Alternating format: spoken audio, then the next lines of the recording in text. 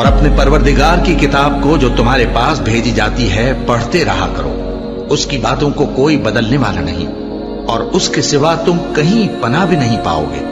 और जो लोग सुबह शाम अपने परवरदिगार को पुकारते और उसकी खुशनुदी के तालिब हैं, उनके साथ सब्र करते रहो और तुम्हारी निगाहें उनमें से गुजर कर और तरफ न दौड़े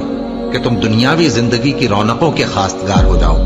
और जिस शख्स के दिल को हमने अपनी याद से गाफिल कर दिया है और वो अपनी ख्वाहिश की पैरवी करता है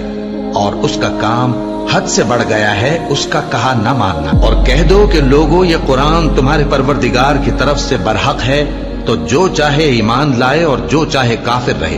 हमने जालिमों के लिए दोज़ख की आग तैयार कर रखी है जिसकी कनातें उनको घेर रही होंगी, और अगर फरियाद करेंगे तो ऐसे खौलते हुए पानी से उनकी दादरसी की जाएगी जो पिघले हुए तांबे की तरह गर्म होगा और जो उनके चेहरों को